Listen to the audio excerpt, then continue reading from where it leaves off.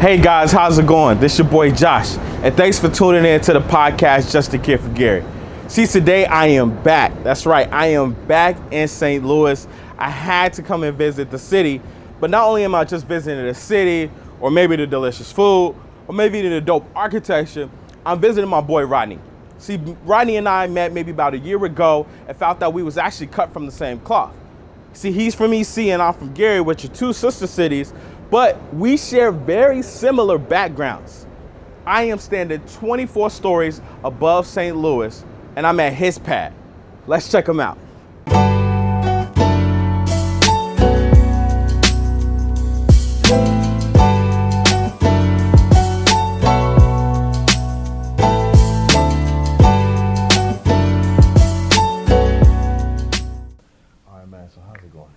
Everything's going well, man. Hey, moving and grooving. Like I always like to say, another day above is always a blessing. For sure, man. For sure. Man, how's your Saturday going? Saturday, man, it's been smooth. Just, moving and grooving. It's a little gloomy out, so hopefully, don't put a damper on the day. Glad to be here with you today, man. Appreciate you coming down. Hey, bro, real talk. I want to say thank you for having me in the spot, man. Like, this place is really nice. I was looking at it, like, you know what I'm saying, as I was like taking video and just looking at all the like cool like features they have here, man. You stand in a dope spot. What made you decide like this was the place? Right on. So, I mean, just best bang for the buck, you know what I mean? And being right here centralized, right in the middle of downtown St. Louis. Okay. Can't go wrong with the placement. Just really enjoyed it. I also saw the clubhouse as well, and this was one of my deciding factors. So, man, so you when you came to St. Louis, did you know like for sure you was gonna be staying downtown? Like, for example, did you always want to be downtown, or you was like, man, I'm just going? So prior to living here, I lived in Las Vegas. When I lived in Vegas, I actually lived on a high rise on the Strip. Okay. And it was something about the big windows that did it for me. So downtown feel. Yeah, I knew coming my next move, I wanted to, kind of have that same effect. Not as luxurious as the last spot, but this is definitely a blessing. This is cool, man. And a good spot. Yeah. I mean, I'm always like big on like downtowns. I'm big on like a lot of windows, and it has like a little bit of like the rustic look. So you have some columns and things like that, man. But the features, man, they would have sold me. So yeah, a good decision. A lot of people see the spot and don't even think I'm even in St. Louis, and there's people who live in St. Louis just because of how it looks. So. Yeah. That's interesting. So, man, like, how's life been since the last time? I mean, we met probably about over a year ago, I would say. Yeah. A good friend of ours, Boom, through him, and like we found out we was cut from the same cloth. But how's life been since we last time linked? It's been a big transition. I had just moved here actually to St. Louis, a little bit. Probably around the same time that we met. So I was just trying to get grounded, doing some things, had some other stuff going on in my life. But now I was just more focused on what's the next steps. Right. This has always been viewed as, more of a transition city for me. Just, come in. I ended up getting promoted, which led to me even coming to St. Louis to begin with. And now, it's what's next, my next steps, things of that nature. So really, I love my time here in the city, appreciate them coming, showing me love with open arms. But this is something, I am looking to get more to the West Coast or in a more fast pace of a city. Gotcha. You say like, for example, being on the West Coast, you started there before you got to St. Louis, but like originally, where are you from? So originally from East Chicago, Indiana, small town right outside Chicago. Sister city to Gary. Exactly. Everyone's more familiar with Gary. So even growing up or through my experiences, I learned to just say, hey, I'm from Gary because more people can relate. Right. The toughest thing is explaining East Chicago that's in Indiana, and everyone's automatically going to think I'm talking about the east side of Chicago. Right. That was something I learned in college, and ever since then, I'm from Gary, but born and raised. 219 right here, it's on me for life. So it bleeds through it bleeds through our veins for sure. Like, man, so like EC, what was like growing up in EC, man? I mean, well, it was everything, what I'm saying, and if you get my perspective on it, just because I mean, you grew up in a small city, and which didn't appear to be that small. But when you think about it now, you can get across the entire city in 5-10 minutes. You know what I mean? If you really, like, realistically. So it's like it's growing up, and you think it's this big place, and then you like once you get to a place where you drive and you're able to commute, it's like, yeah, this is small. So it's like when I go to like a city like Indianapolis, and it takes like 20 minutes to get, pretty much everywhere. That's the norm. And then like you think about it, to go like, a mile and a half. You remember paying like $5-10 gas money to get from one side of the city to the next. Right. It makes absolutely no sense for like really a 10-minute commute. Like realistically, I could walk there if I didn't like have a time preference on it. Like, so that's actually a good commute for like a city though. Yeah, but then also there's no resources like the time to it. So you know what I mean. Like, talk about that a little bit more. It's just not much out there. So. And I didn't even see it from this perspective. I was dating someone, and I took them back, and they're from like California, got a different perspective. Kind of grew up big city, LA, you know what I mean? And I took them to where I was from. And we hit the couple blocks, showing them around different things, but it ain't really much to show. And the question was like, well, what did you do for fun growing up, or what did you guys eat and things like that? And it really hit me from a perspective of like restaurant options. Okay. McDonald's, Burger King, Subway, Sharks, Harrow's, JJ's. You know what I mean? But growing up, like you're gonna go get a 6-piece or a pizza puff. People don't know about pizza puffs. Outside of the Midwest, bro, people, not even Midwest, bro, like outside of Chicago, Indiana, like within that circle, people don't know about pizza puffs, bro. You gotta put the lemon pepper with the mild sauce. With the mild sauce. They don't know about put the mild sauce. It took me a while to realize that but too, people man. They don't know what mild sauce is. Out west, bro, never heard of it. Like, and I was like, what do you mean you don't know about mild sauce? But just to bring everything back, growing up is just, small city, a lot of crime. But when you look at it, it's not really a lot of outlets to avoid crime. You know what I'm saying? So like, we used to do stuff which we considered fun, which was, we was getting into stuff. We was, being kids. Exactly. Right. But it was fun at the time, like, you know what I mean? But nobody told us like, somebody hold the gas station door open. We run, get some bags of chips and run out the store. Like, that was fun, you know what I mean? And that was just like something to do. Right. But we were stealing. You know what I'm saying? So like, the crazy thing is, you really didn't realize like that was actually like a crime. So like, good from bad. Right. So you knew you wasn't doing something good, but at the same token, you was doing it for fun. It wasn't like out of spite or to like be like out of envy with it. You know what I mean? Like not having much to do. Exactly. Like, it's just something to do. You know what I mean? That's crazy. Like, yeah, it's a lot of stuff, and like I say, you just viewed it growing up as fun, but ultimately, like, we just didn't have many other avenues, especially once it hit a certain time. You know what I mean? It ain't really much to do in the evenings. You had like one outlet. We used to go to the Roller Dome, skating rink, Hammond.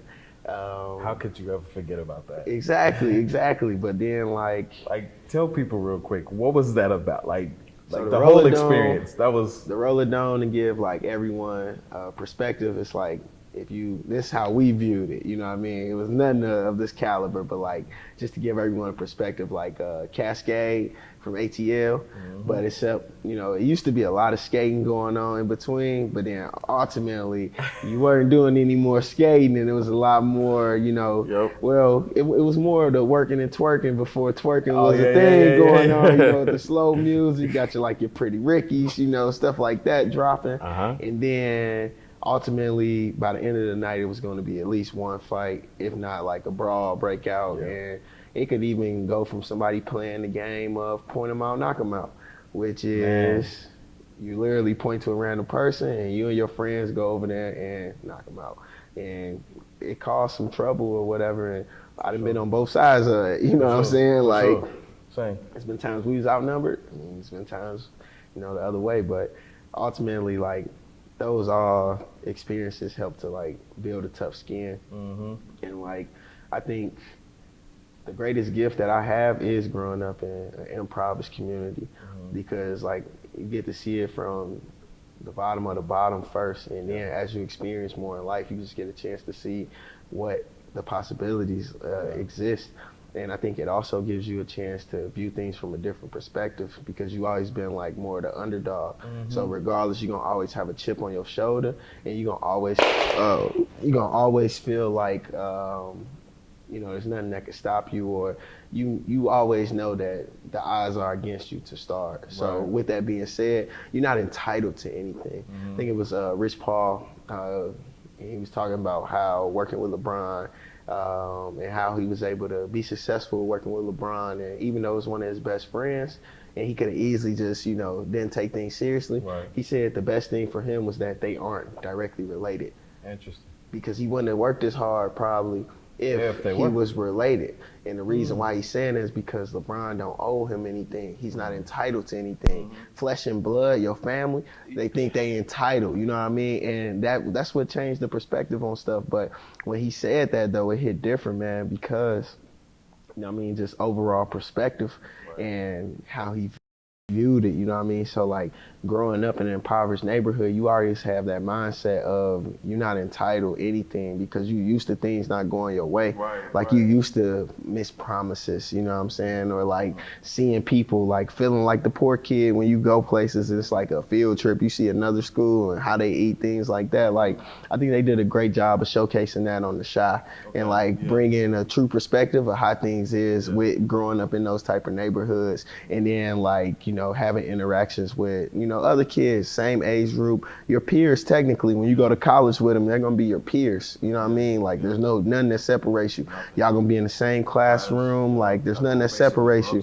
Exactly. And the only thing is y'all two different people. On the paper, y'all just got two different ID numbers, but they don't show like, oh, I grew up in the hood, I come from nothing. Like I worked my ass off to get here, and then you got this person whose parents just paid the cash basically for them to go. They barely got accepted, you know what I mean? And really trying to transpire from that. So like comparing the two, like although you got separate upbringings, in the same token, you're gonna be in the same classroom and it's gonna be an even playing field. And that's where you truly separate yourself. That's why I benefit from college so much. Respect. See, and when you were talking, man, you made a good point about you don't come with this entitled feeling. I know when I was growing up, a lot of times I would see like all the kids, with like different things that I didn't have, amenities, clothes, trips, and all that stuff.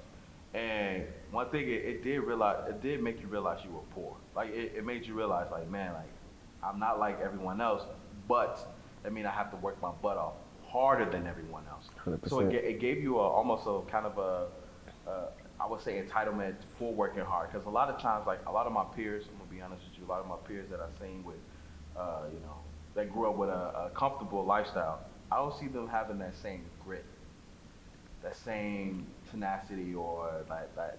So let's talk a little about that. Like being where we from, we come with a certain attitude, mindset, I would say. How do you think that has shown itself in your life?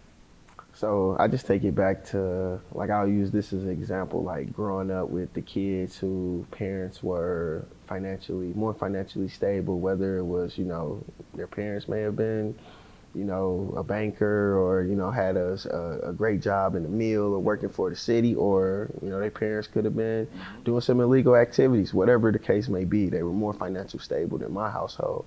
And I view like, those were the kids getting bad grades, but they got all the new J's. They always fresh, and I always resented them because it would be like, for me, I actually got good grades, man. Like, I'm saying, my parents working hard, but I was like, yo, your parents just want you to get good grades, bro. Like, can we switch, please? Like I would have everything. And that would just make me work so much harder, so I never understood that. But to the same token, they always been spoiled. So like, you know what I mean, if you don't know like what that feels like of not having some and then getting that sensation of finally having some, that'll change your perspective on things, man. And that's why it really is different when you get it out the mud and like gives you a different perspective on it, because it's always different when you worked hard for it, when you built it up from the bottom, you know what I'm saying? That's your baby. You put in the time, work, the iron, the grit, you know what I mean, the blood, sweat, and tears to really build this up. So you think somebody else gonna come in with the same passion you got for it and they had nothing to do with that process of building it up? Not at all. Exactly. So they don't own that same in the same token. But you know what I mean? I feel like growing up in, like I say, impoverished community in the streets of East Chicago, like you overcoming gangs, drugs, you overcoming like being involved with the illegal activities, you getting pressured to have sex early in life, like, you know what I mean, you seeing people who talking about they successful and they got their own spot and they stay in, you know, in housing authority and projects, you know what I mean, but they got a key and they glorified, by the way. Exactly. Like I'm independent, but I'm paying $14 a month for rent. You know what I mean? And really like, and I'm not saying there's nothing wrong with, you know, using these resources and things like that. But I think still at the same token where the circle continues is like right now, like none of my mother's side of the family ever moved away from East Chicago, never really, you know, did anything until like within the recent years. Like I was the first one to even go off and live somewhere else, and I'm the youngest with a wide gap. But with that being said, if I'd have asked my mom 5-10 years ago, like, oh, I'm 18, just got out of school, high school, you know, mom looking to get my own apartment, you know, she probably would have directed me to go down to the housing authority and see what they got available. And it's not only like because she think I'm worth living in the projects or whatever, but that's all she know. That's gonna be the direct thing that she tell me. So that's how the circle continue. Because the people you going for, they not really knowledgeable on certain things outside the fact because they ain't never been through that themselves. That's why I tell people, like, even with going to college for kids, like if you go to college for 1 year and tell me it ain't for you, I'm totally fine with that. But you know what? You went out, you saw it for yourself, and you tried, you know what I mean? And then it's also like, okay, if you're not going to college, that's fine, but set up a plan just as if you're going to college. When is your start date for trade school? When are you starting a job, or how does that search look like? What kind of stuff are you putting yourself in position for to be successful? And a lot of times people will come be a part of something, go to a university, and then it turns out never turn around, never move home. I never moved back to East Chicago once I went to Indianapolis for college. Never, ever. Didn't even think about it, never looked back. Every summer I stayed in Indy. It never was an option. Like, it was no reason. And my whole thing was I just never wanted to be that kid that had everything going for itself, went home for summer break, and ended up getting shot or killed. And it's like, unfortunate to say that, but that's really an ideal, man. And that's really like stories that you hear regularly, you know what I mean? Regularly, and it's like just unacceptable. Now, you had told me about a time that you had went to visit, and so tell me about that experience, because I remember it being like you was kind of shocked, and I think we talked about it because we had similar type experiences when we went back. Sure. So, I mean, I think the time you're referring to is not too long ago, actually. And I was feeling a little lost, and it's more so like, you know what I mean, kind of on the cusp of, you know, I'm seeing people doing a lot of stuff legally. I'm seeing a lot of people doing stuff illegally, you know what I mean? Like, right. I'm cool with both sides, you know what I mean? But I feel like it's always good to have people in all circles because of knowledge, for knowledge purposes. But, you know, I go back home, I'm just, you know, like, man, I ain't been on the block in a while. Let me go check it out, you know what I mean? See how everybody doing is more so like checking in, because we used to have the projects, but the projects don't exist anymore. West Calumet Complex, look it up. East Chicago, Indiana, actually had worse water than Flint.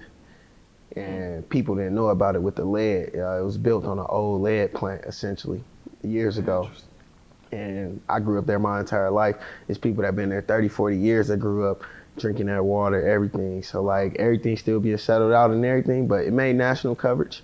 It just wasn't as big or more of a push for like Flint, and, you know what I'm saying, blew up in that capacity. But, you know, growing up in those areas, man, and seeing that, you know what I mean, and like with that not existing anymore, So like you don't really have no common space to like see everybody. You know, you used to be able to pull up at the court, everybody gonna be on the block. What's up? You got some music playing, everybody out there chilling, just kicking it.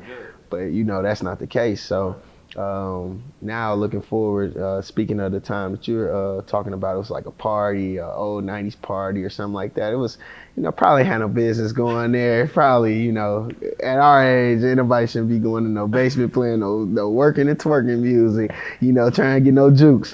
But it wasn't even there for that experience. I was there more so, like I say, to stumble into some people I may not have seen in the last like 6 to 10 years. You know what I mean? So to go in, it's an entire perspective, pull up, hop out the car, everybody like standing outside, kind of just on the block. But one thing really stood out, like everybody got 30 rounds hanging out. Like it's like a plethora. Like I'm like, whoa, all right, well, at least I know everybody. I'm cool, you know what I mean? But at the same token, it was crazy. And then you get people who like, man, it used to be like bullies back in the day or so tough, X, Y, and Z. But then they approaching you and they just shaking your hands. You know what I mean? Like anybody trying to use it. When you go back home, first thing somebody trying to do, gang bang, walk up, try to shake up with you or something like that. But you know what I'm saying? It's different when you got people who are well respected in the streets walking up to you, just shaking your hand like, bro, I see what you're doing. I respect that, man. You really got out the mud. Like, you know what I mean? Essentially telling me like, man, where I went left, you went right, bro, and I salute you for that. Like I don't have the courage. I didn't have the courage to do what you did, how you did it, but I respect you for doing it.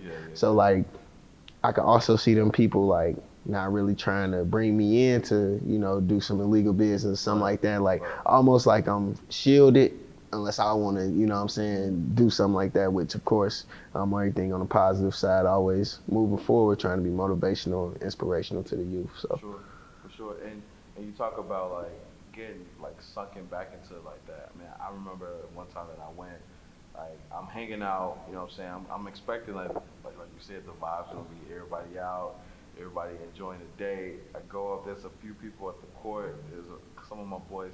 And literally at this house that growing up we were always, it was like, bro, I know for sure there was traffic, heavy in there, and pulled up and you could tell the same vibe was happening. It just basically like the OGs back in like the day when I was a kid, they moved off the scene, and the guys that were around my age moved into the scene. And bro, I'm telling you, like I pull up, you know what I'm saying.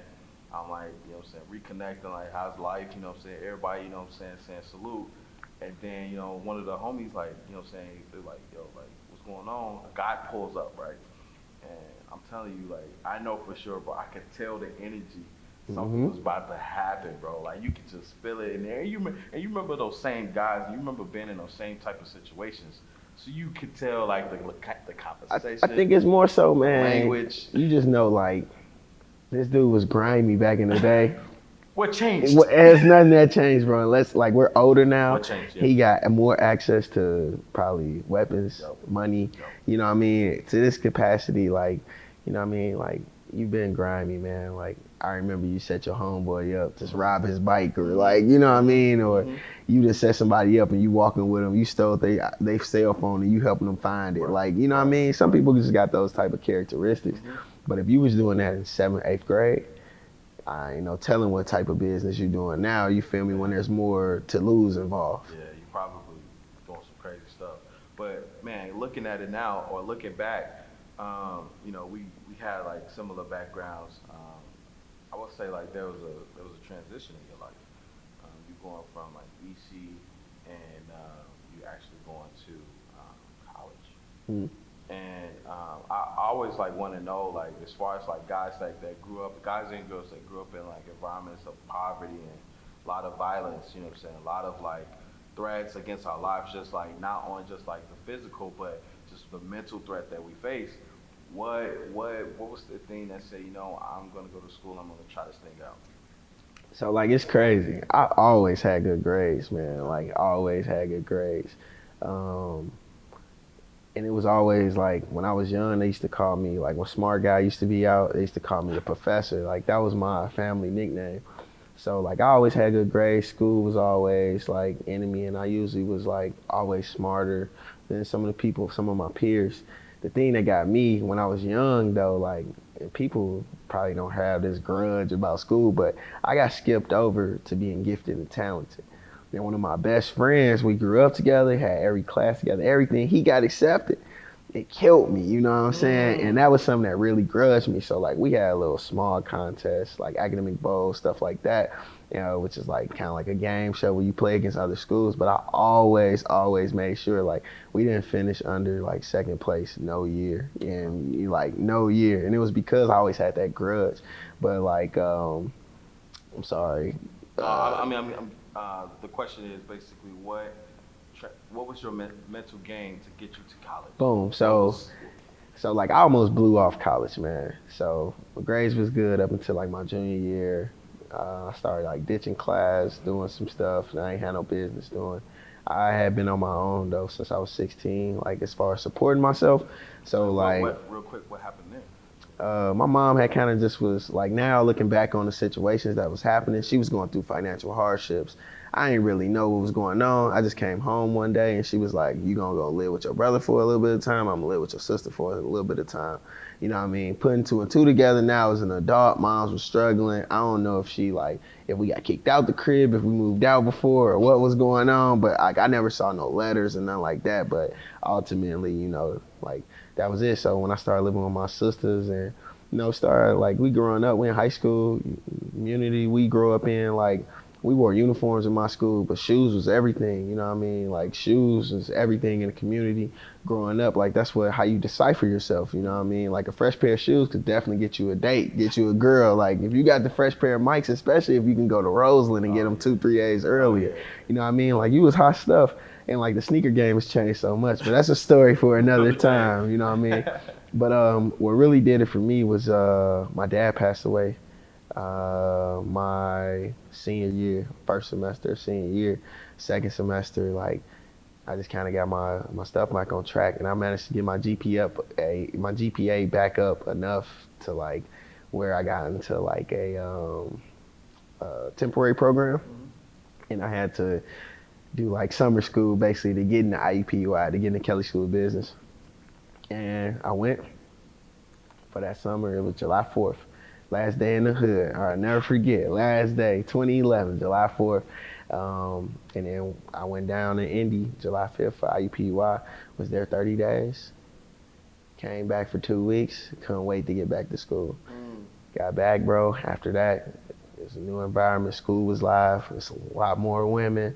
A lot more going on. The colors was bright. It was just calling my name. But it really was just like, bro, I just went from waking up in the projects to like now I'm waking up, I'm downtown Indianapolis, it's skyscrapers, it's all of this new energy, all of these new people, and like that really was like, all right, yeah, I can get used to this. But I still was like on some hood stuff though, because my mentality was still like hood, so like, you know, it never leaves you. Exactly, bro. Like and feeling that way, still being like a little grimy, like kind of like standoffish to certain people. You know what I mean? Just like, just not moving as openly. But like as the year started going, like it really opened up for me. So it got to a point where I had friends of all races. Like we could be fist pumping Thursday night. We could be Friday playing beer pong with some people. Saturday we be working and twerking, you know what I mean? Just like however it played out. But like college really diversified my thought process on like just people in general, interacting with people, because East Chicago is like 60% black, 40% Hispanic.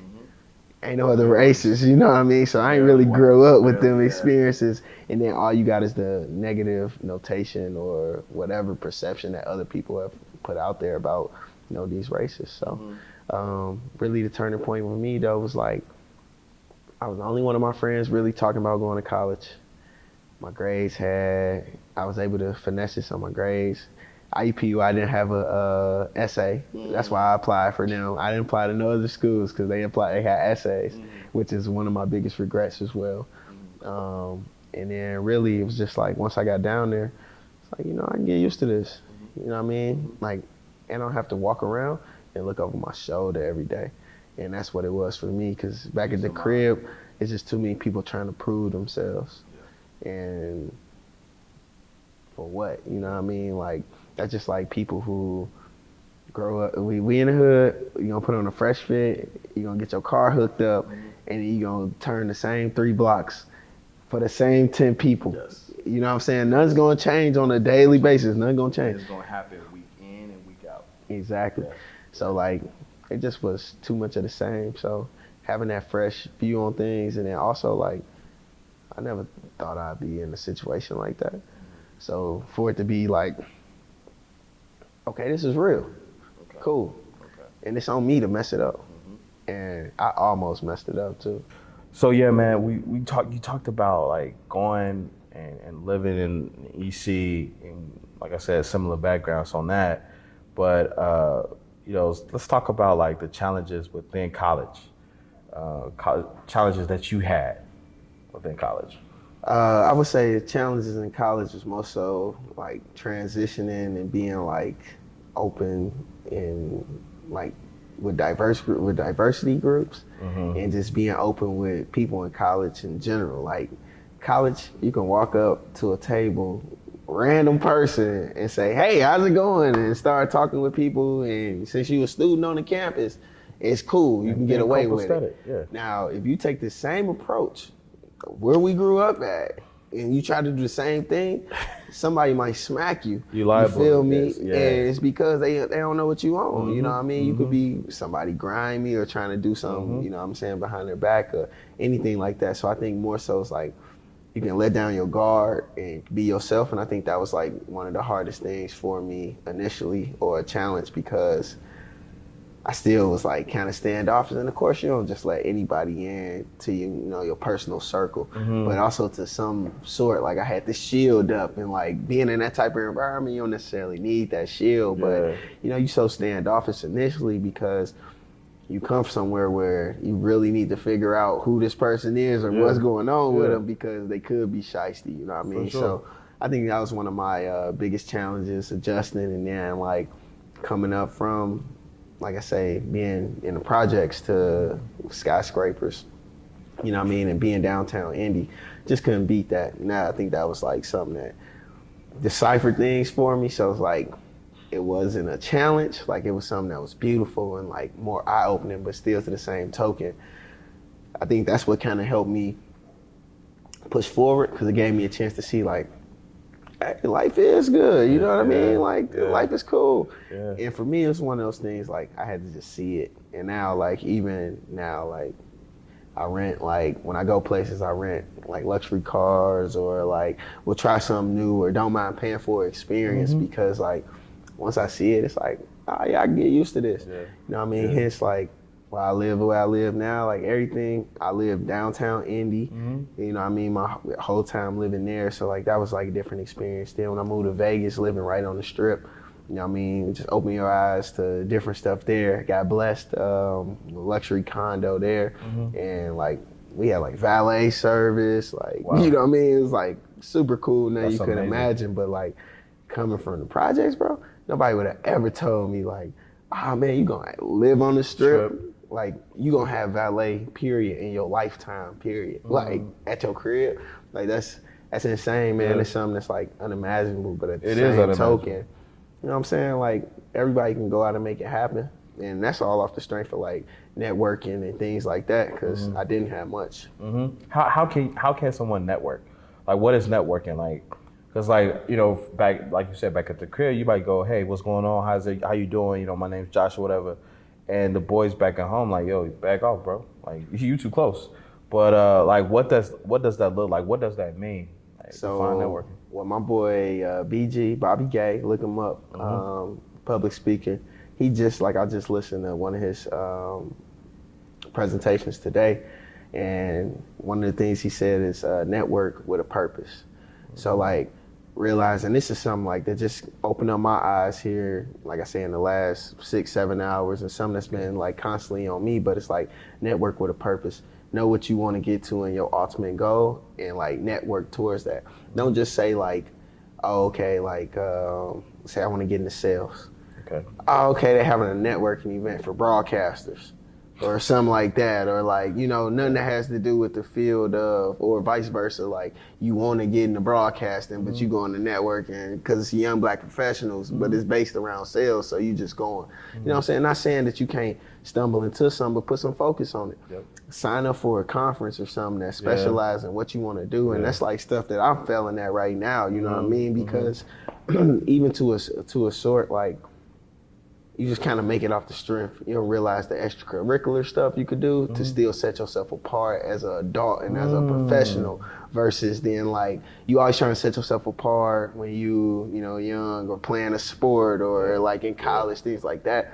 But as adults, you don't have that same push because you can become complacent at your job, or like, you know, you got career opportunities to move forward with your job, stuff like that. So it's like, oh, you know, but like you got to keep continuing to educate yourself, whether it's, you know what I'm saying, through reading a book or whether it's networking with people and just hearing what's going on in the industry, you know what I'm saying, what's rising, staying above a hit of the trends, things like that. So I think like that's more so networking, like figure out what you're trying to do and then pursue that journey in particular, like whether it's a workshop, whether it's figuring out if a particular company in the city does something or is specializes in what you're trying to do, seeing if you can meet up with somebody within that company, not only to ask them to try to get you a job from where you at, but pick their brains to see what other options lie within the community and within that circle of things, because sometimes you could be missing out on opportunities because you're looking for the wrong thing. So the strategy is really to like focus on the industry that you want to be in, right? And network within that industry. So like, for example, like if you want to be like a garbage man, obviously you're gonna like put yourself into a trash company or talk to people that, you know what I'm saying, have that, because basically you want to get to some place and basically you got to start talking to the people that you want to. Just be direct. Right. That's more so like, it's just like if you aiming at the bullseye on the wall, you playing darts, you directly want to hit that target.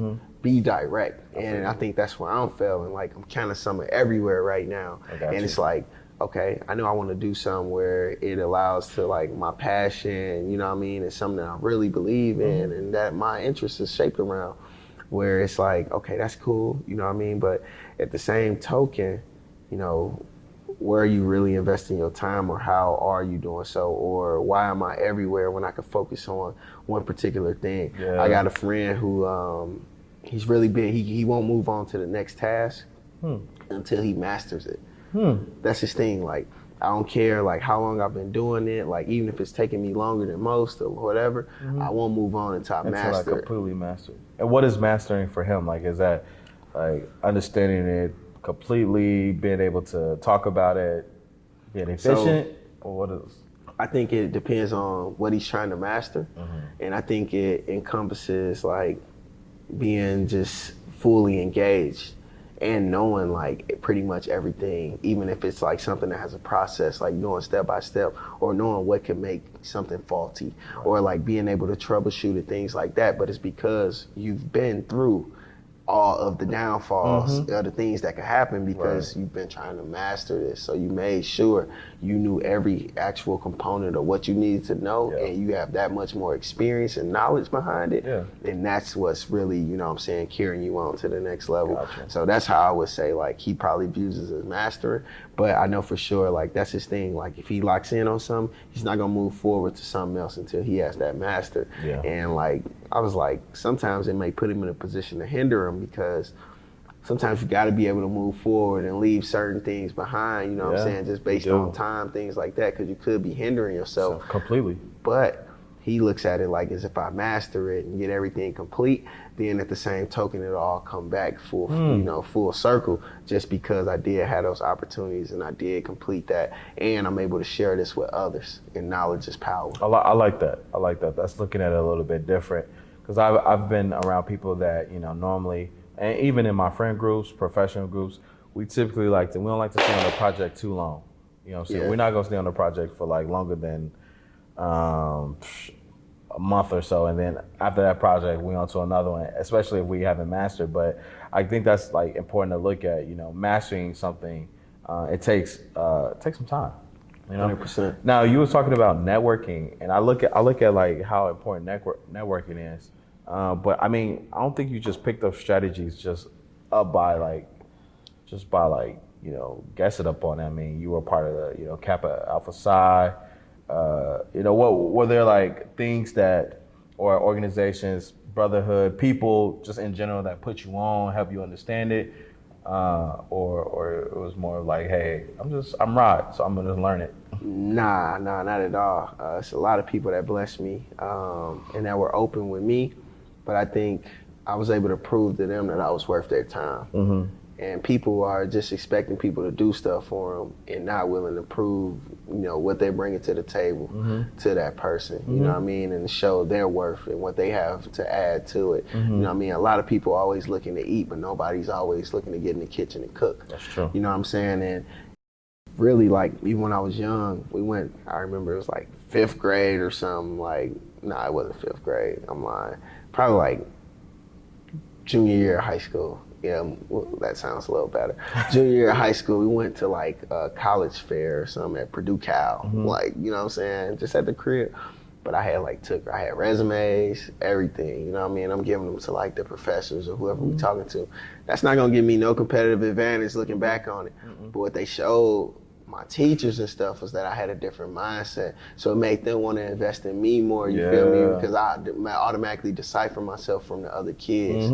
And they knew like, okay, he may not have the highest GPA or whatever, but like he thinks differently. Like he clearly has a business perspective on things early in life, you know what I'm saying? And that was it. I think that's genius. I would do something similar. So what I would do is I would actually go and talk to the professor about outside projects that I got going on that correlates with what was going on inside the classroom.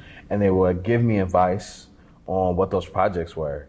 But like you said, they kind of had your interest in mind, because you were already letting them know, hey, I'm investing into this. And they were like, well, I'll help you. 100%. And a lot of people don't be opposed to like helping people, but it's like, I know a lot of times people come to me with ideas and stuff, and it's so like, excuse my language, half-assed, or like not truly thought through. So like, people will say something, or I have an idea, you can ask like 3 simple questions, like, have you thought about funding? Have you thought about this? What if this happened?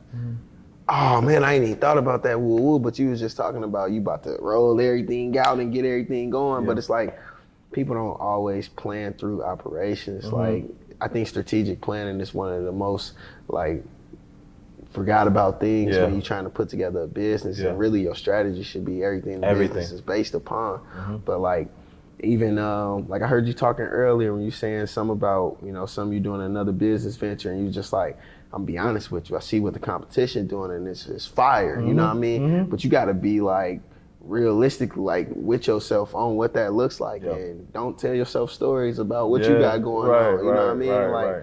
Recognize that, because it's only gonna make you be better, you know what I mean? So like, even speaking to that, so like, I wasn't trying to eavesdrop on your conversation or anything, but I happened to hear that piece, but it hit me a little different. So let's talk about, you mentioned strategy, right? Life is about strategy. That's kind of the biggest thing for me. Strategy, living life through strategic planning. And you've been strategic, and I guess within the last couple of years, because you're working at Hershey, and you're kind of doing something. I mean, to me, you're doing something amazing. What is your position, and what do you do there? Bro, right now I'm a district sales supervisor, manager, essentially. I'm over 13 reps that cover half of Missouri and also half of Illinois and a small portion of Iowa, and we cover all of the convenience sector. So pretty much every gas station, anything labeled in the C-store channel, that's what we can control. And it's more so, I manage those who, sell merchandise, and also just put together, execute our sales plans out in the field, and really like somewhat the heart and soul of our sales organization. Okay. And how did you like? What was about Hershey's that attracted you to their company, or what made you say, this is the company I'm going to work with? All right. First and foremost, just if we're being transparent and completely honest. Okay. First and foremost, if we're being completely transparent and completely honest, I needed a job, and I was coming out of school after going to that career fair. I knew that I wanted to, like I say, get out of Indiana, but also see what resources out there. Also put myself in position to make the most money. Absolutely. But also, balance the benefits and things of that nature. So picked the Hershey company, paid the best. I had a company car, some other benefits that came with it. And, I really was sought out to see exactly what they were talking about and what the company had. Now looking at it, why I stay with the company is more so everything's built upon, Milton Hershey, which is the founder of the company, giving back everything to a trust that takes care of the Milton Hershey students, which are all like impoverished kids from all across the nation, who have been you have to apply to the school. They've been accepted based on certain requirements and things of that nature. That's amazing, by the way. And that's so every Hershey bar that you actually purchase, you're actually giving back to the trust. And the thing that I really like about that is that 60% of the kids are ethnic backgrounds. Really? So with that being said, I know that I'm still giving back and helping, provide more to the youth and also more to our culture, having more, young, diverse professionals. So then that means that, like, for example, kids from like Gary, kids from EC that are looking to go to school, how could they apply like for this like scholarship? Like how are they able to get their hands on this? So I believe everything is based upon, I think it's just like Milton Hershey School or, something of the sort there. And they have a particular guideline or rubric that they have for, and I'm not sure on all the details there, but that they go through. And then, like I say, you do have to be accepted, but they go all the way from when they're very young kids all the way through high school. And then they also pay up to, I think it's up to like $100,000 now. Really? In a scholarship. Wow. And they earn that throughout the school year. So based on your grades, different merits, performance merits, things like that, you can earn more of a scholarship or you can get more of a scholarship taken away. So it's a way of teaching them like life lessons, consequences of your actions and things like that. And even like their senior year, they end up like kind of living on their own in their own home. They have to pay utilities or their lights will get cut off, things like that. Of course, they're not actually without, their electrical or anything like that. But like I say, it's more so to teach them like life lessons, things I think that's super beneficial. I think that a lot of the biggest problems that we face is that, we get opportunity to resources, we get opportunity to education, but we don't know how to manage. Yeah. Because we never had that. So for example, like think about as a young entrepreneur, I'm entrepreneur by trade, entrepreneur by heart. But let's just say, for example, like I go talk to others and they say, okay, I want to be an entrepreneur. And then they go and apply for a loan. They get the money and then they fail within their first 18 months because they didn't have the education and the resources behind them to manage that loan. So I think that what Hershey's doing is they're giving kids opportunity, but then they're putting some like, hey, here's some life skills behind that, and I think that's good. I mean, educating behind the resources is, man, that's phenomenal. And these kids don't have any debt, so it's a blessing. They walk away with no debt. Yeah, that's amazing. No debt, anything. The whole program's free. Good. So I honestly see why you work for that company. Now, if we're talking about like giving back to, you mentioned this, giving back to our community, giving back to people that like, or paying homage to the people that we grew around and we raised up with. What do you, or how do you see yourself giving back and taking care of your community? I mean, well, I've talked to a couple of my friends about starting like possible doing scholarships, even if it's like only $1,000 or something like that per year for a student in the neighborhood, or like kind of looking at it like that. I also want to be more involved with like going back and speaking to the kids, but really trying to put together a diversity program or some kind of some kind of content. And the reason why I say content is because no matter what, I can keep passing a book to you. you can continue to read and continue to pass that book and continue to share that. That's right. Versus I can come to you, speak, do one grand speech. I can touch your heart. It could lead you in another direction, but where's the follow up after that? Yeah. So really some kind of content to either give back to impoverished kids or focused around impoverished kids, going back to school, teaching them more like financial responsibility, things like that. Because you mentioned like, oh, you're getting a loan from school. Well, a lot of students don't even need to take those loans. That's true. It's an option, and nobody tells you not to take them or what the consequence looks like after that. So, just teaching more financial responsibility, tapping into that sector, and then also like even at career fairs, things like that. I pull, our brothers and sisters to this side, whether I got an opportunity for them or not. Or whether you want to help them out, Or if it's just general advice, man, like whether you're a freshman or you're a senior, you know what I mean? I'm gonna show you how to, or just give you advice. Like if you, first and foremost, like I met a freshman at a career fair. It was like, wow, okay, this is major that you even here. But second, okay, there's not gonna be any opportunities for you here, but I'm gonna tell you how to make the most out of this. So every year it's the same recruiters that come pretty much, as long as they're with their companies. Gotcha. So really all that means is this person is going to be hiring again next year. Why not start now, building a relationship, building a rapport, let them know who you are, sending emails throughout the course of the semester, things like that. So when they know they're coming back to the school, you're one of the first people they think about. So you can build this relationship over time, but people don't believe in doing those small little things, and that takes 5 minutes. Yeah. I think that's the amazing part about like networking. But I think that it takes guys like you and I to like be giving back in that way. For example, I'm working on this panel that I think that you'd be fantastic on, and the panel basically will be a group of young, professionals, whether they're entrepreneurs, whether they're business people, lawyers, doctors. I'm bringing on a professor, but basically like just like a call to action. You remember the time where you were going from high school to college, and that was probably some of the most confusing time for you, because just like for me, like everybody's trying to tell you where you need to go. They're trying to tell you, hey, like you should be doing this. Mom's like, go to school. Teachers is like, you're not smart enough. You're just trying to figure out like what should I be doing?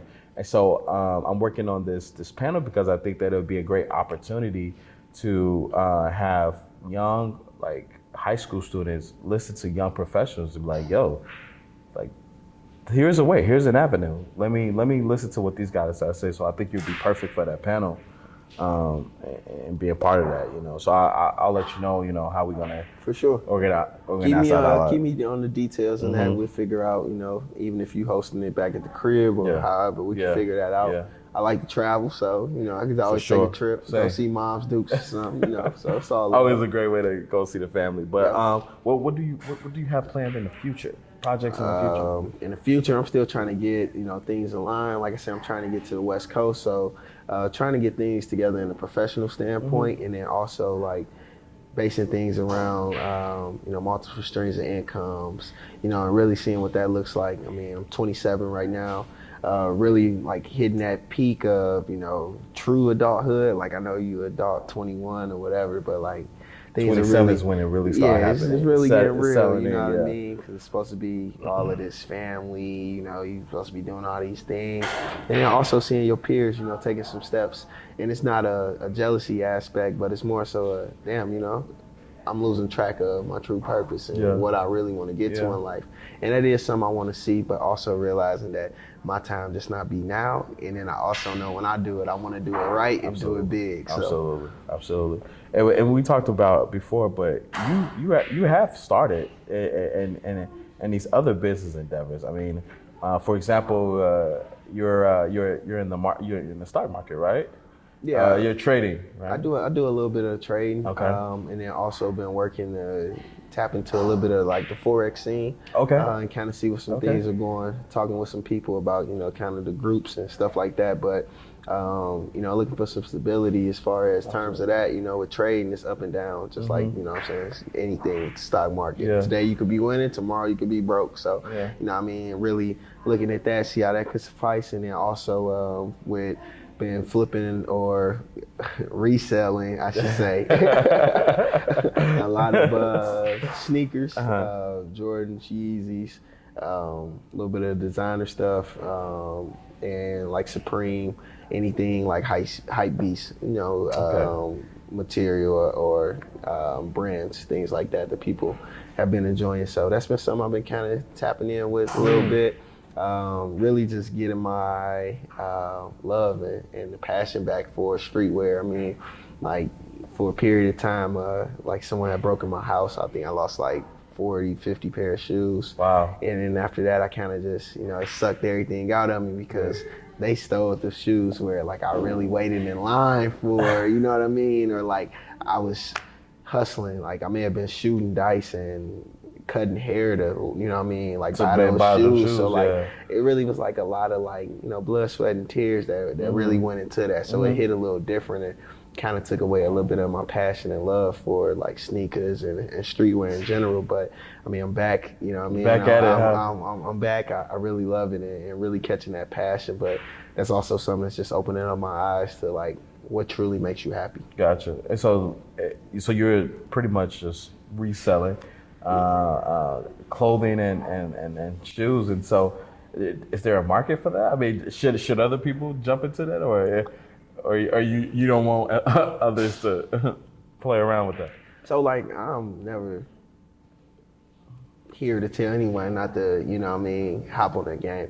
I will say that there's some people that make a living off of reselling, and there's some people that are really like just fans of certain things. Right. So like for me, with being so involved or like having so much emotional attachment to some of this stuff, like I have to buy stuff in other sizes and stuff just so when it gets here, like I for sure gotta get rid of it. Right. Because it might be something that I really, really like. Like those cloud white Yeezys that just dropped. Like I got them, and when they came in person, I was like, "Whoa, these are fire!" Okay. But they was a 9, and I wear a 10, so they had to go. They had to go. It had to be sold. Exactly. Okay. But like certain things like that, there is a market for it, but it's all based off of like certain items, and like some stuff got more hype than others, and like a lot of people don't do the research or like invest in themselves, invest in, like really finding out what the markets and different things like that looks like. I mean, you might need a bot or, automated like checkout service or stuff like that. And that's how a lot of people cook or make their purchases, putting y'all on some game. Yeah, right. Put them on. You know what I mean? and kind of get it going like that. So it just all depends. I would say do your research. I will say that I have bought stuff and thought I was gonna like cash out and either lost money or just barely made my money back. You know what I mean? But I also look at some of that stuff as it is a business. Yeah. So it's not just buying stuff. I'm buying inventory. Yeah. So I got inventory on deck, which always means I got dollars. So like I got a pair of shoes right now that's worth probably like $600-700. They just sitting there. That's close to a G whenever I need it. You know what I mean? But it's kind of however you look at it. So if you want to find ways to store your money without it actually being money, then sneakers and some of this hype beat clothing is a good way to look at that. I guess, growing up, bro, we would like trade and sell shoes, you know what I'm saying? Yep. And I guess I think you found a pretty like legit and dope way of doing that. I mean, exactly what we used to do as kids. And I ain't the only one doing that. I mean, the market been open. I mean, shout out to third parties like GOAT, StockX that really, like they create the market, you know what I mean? And so regardless, you're gonna be able to, get rid of it or whatnot, but it just all depends if you're paying the fees or not or whatever. But I will say I made a nice amount of money off of it. Respect. It's a business. So man, I mean, kind of like in conclusion, I know we got to get ready to go, but how we doing on time? We're not looking too bad, but I think that, we talked about, you transitioning from EC. We talked about the challenges of growing up. We talked about, saying losing your pops at an early age and mom saying, hey, currently right now I don't have the bread. You gotta go live with your sister and your brother. I wish she would have said she ain't had a bread. But she ain't say that. But she didn't say that. It would have been more understandable. Yeah, I probably would. I may not be here right now. Yeah. And she would have though. Wow. So to the same token. Wow. So everything played its role. Because that might have made me like try to take a step. You know what I'm saying? On responsibility. I know what you mean. just like most young like black men are forced to when they're in a single family home or trying to, provide for their mother. I understand. But specifically, the question that I'm trying to get to is like, what? All right, man. So look, man, we was talking earlier about like all the transitional things that happen in life and like basically where you at. What'd you say your superpower is? I would have to say my superpower would be, man, having like the gift of gab, man. I honestly feel like, mouthpiece has got me into some sticky situations and out of some sticky situations, and honestly just been able to overcome a lot and building a relationship and rapport with people, and then also just making people comfortable and just at ease when having a conversation and allowing them to open up. I mean, I feel like people share or get a little bit more personal than they would with the average person with me, and it's just more so of just being approachable and being open. So I would have to say that's my superpower in building and cultivating relationships with people, man. That's really a strength of mine. It's something that I'm looking forward to harping on as we move forward and progress in life. So I would definitely just say the gift of gab, man. That's being able to talk to some of everybody, and then also with that, I think a lot of that comes from, the environment that we grew up in. Really being able to, cut the switch on and off when needed, and being able to depict some things from others. I know someone always said, if you figure out the reason why someone's asking a question, you'll know exactly how to answer it. And with that being said, that's kind of how I process things now and try to figure out, what's prompting somebody to ask me that question or what's really going on behind their mind. And that all came from, interview prep, but it's something that I use in my everyday life. So I would have to say the gift of gab, man, being able to communicate with some of everybody of all races, backgrounds, and cultures. So that's really, what I say my superpower is, and kind of how I'm looking to help save the world. I love it, man. I'll be on the same thing, man. Vibes of like changing our community and doing that better. But man, look, I want to say thank you, man. Appreciate it, man. Honestly, Appreciate it. It's been a pleasure for sure, man. Like you talked about like gift of gabs and making people comfortable. This conversation, this podcast has definitely been amazing. Talking with Rodney, and like you can see right behind us, we in St. Louis. He just showed me how we live, man. Hey, real quick, shout out your IG and all your social media for him. For sure. So you can follow me on IG at juice_Nupe4. That's JUICE_NUPE 4. Yo to the Nupes, Brothers of Kappa Alpha Psi, Fraternity Incorporated. And I also want to say thanks to Josh and a kid from Gary, man, really taking over this podcast. Like I say, me, myself, I'm just a kid from East Chicago, Indiana. I'm really looking forward to what this podcast and the big things you have moving forward, brother. Respect, so man. Thank definitely you. all love. Thank you. Appreciate you having me, man. Respect. We out. Yeah.